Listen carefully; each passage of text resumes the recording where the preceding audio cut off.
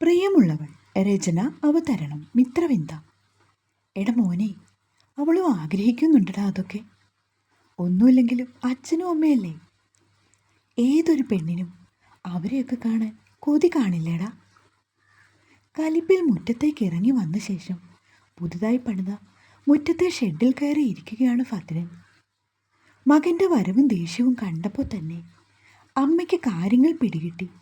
കാരണം ഇന്നലെ ഇത് ഗീതമ്മയോടായിരുന്നു നന്ദു ആദ്യം പറഞ്ഞത്.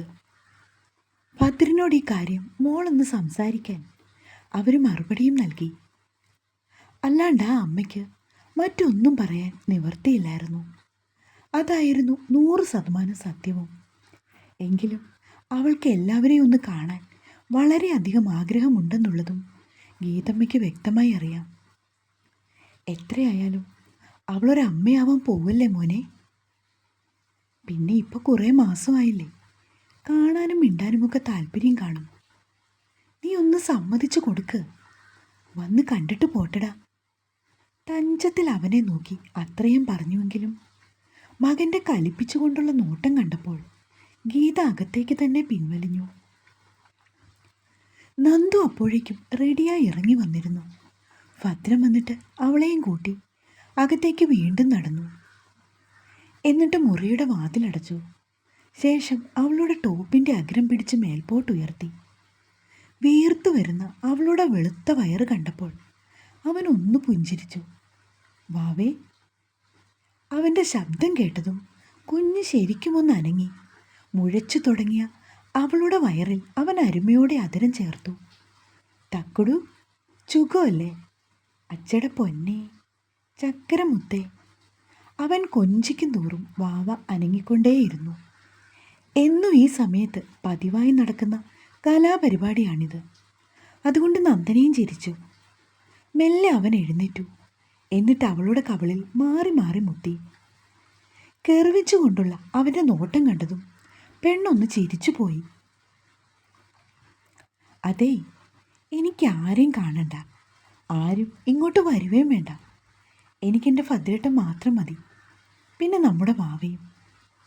ഒന്ന് ഉയർന്നു പൊങ്ങി അവൻ്റെ ഇരുകവളിലും മാറി മാറി മുത്തിക്കൊണ്ട് അവൾ അവൻ്റെ മീശ പിടിച്ച് ഒന്ന് ഉയർത്തി വെച്ചു. പോയേക്കാം, നേരം വൈകി പറഞ്ഞുകൊണ്ട് അവൾ ബാഗ് എടുത്ത് തോളിലേക്ക് ഇട്ടിട്ട് അമ്മയോട് യാത്ര പറഞ്ഞിറങ്ങി.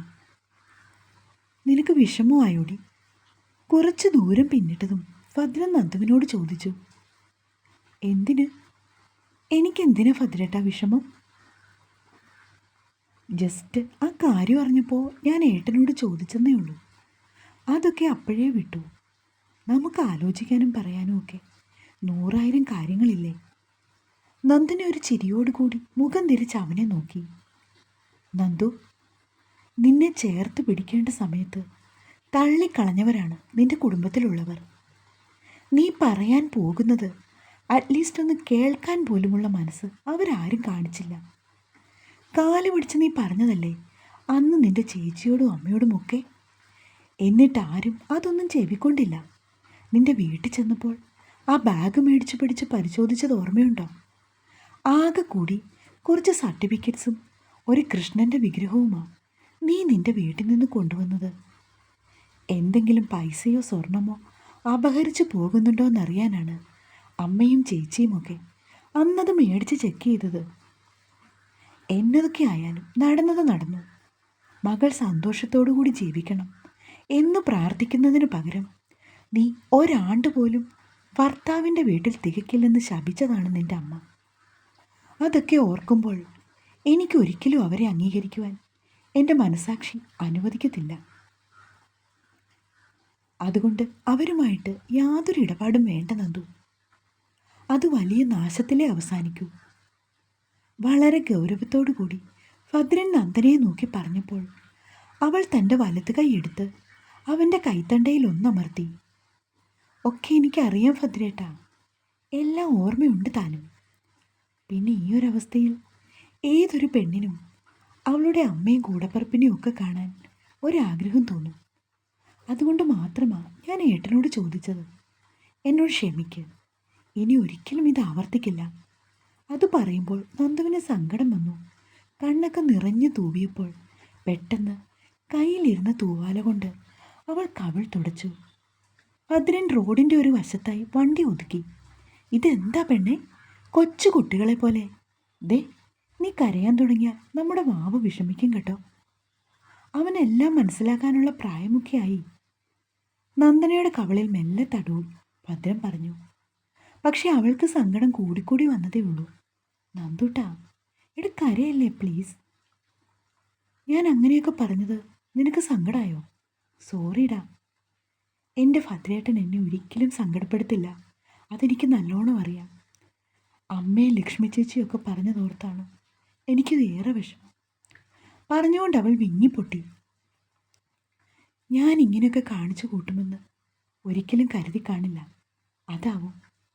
അങ്ങനെ ആശ്വസിക്കാം അല്ലേ ഏട്ടാ? പോട്ടെ കൊച്ചേ, കഴിഞ്ഞത് കഴിഞ്ഞു, ഇനി അത് വിട്. ഭദ്രം വണ്ടി മുന്നോട്ടെടുത്തു. സ്കൂളിൽ അവളെ ഇറക്കി വിട്ട ശേഷം നേരെ ഓഫീസിലേക്ക് പോയി. പിന്നെയും 2-3 തവണ നന്ദുവിൻ്റെ കൂട്ടുകാർ വിളിച്ചു. അവളോട് അച്ഛനും അമ്മയ്ക്കുമൊക്കെ നന്ദുവിനെ കാണാൻ വരണമെന്ന് വീണ്ടും വീണ്ടും പറഞ്ഞു.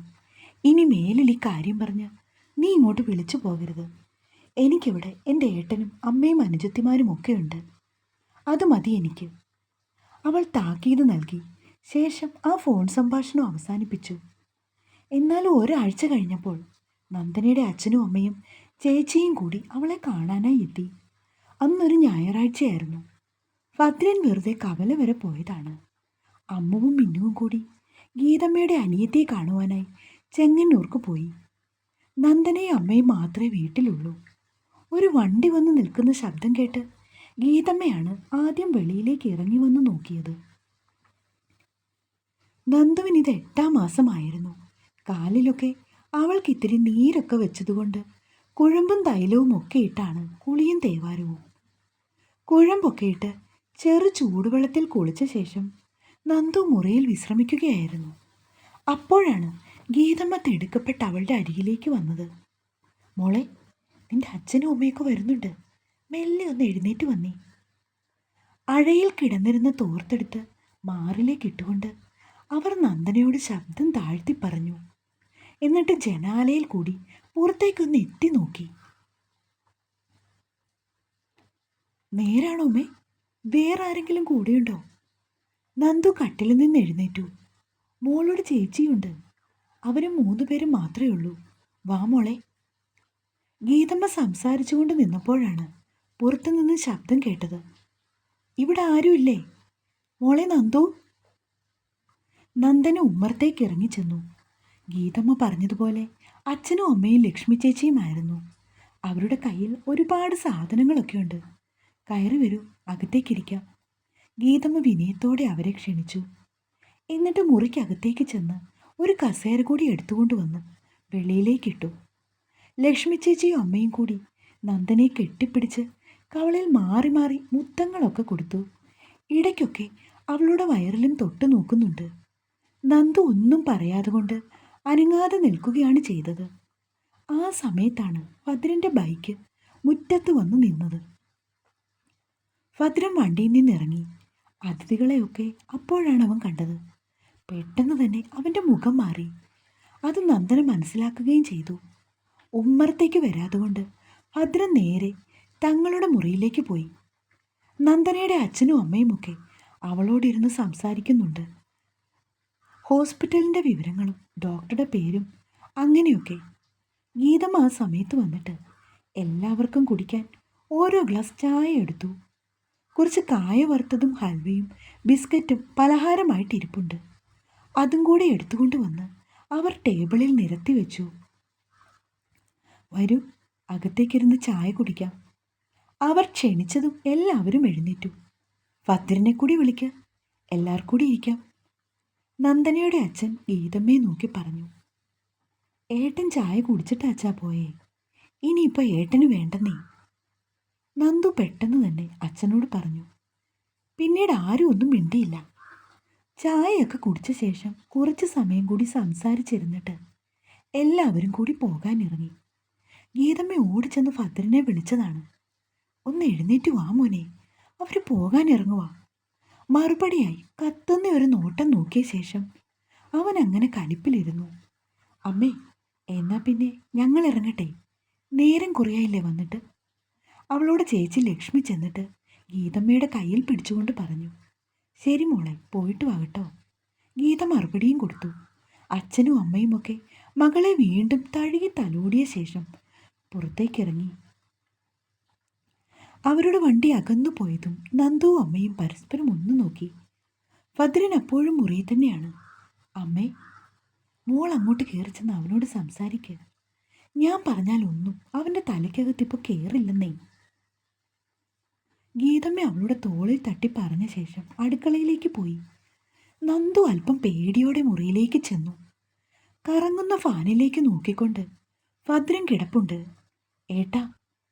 നന്ദു അവൻ്റെ അരികിൽ വന്നിരുന്നു കൊണ്ട് അവനെ മെല്ലെ വിളിച്ചു. വിരുന്നുകാരൊക്കെ പോയോടി? അതോ നിനക്കും അവരുടെ ഒപ്പം പോകാനായിരുന്നോ പ്ലാന്? ഇതെന്താ ഇങ്ങനെ സംസാരിക്കുന്നത്? ഞാൻ പറയുന്നത് നിനക്കെന്താ മനസ്സിലാകുന്നില്ലേ? ഭദ്രൻ അവളെ കലിപ്പിലൊന്ന് നോക്കി. തുടരും.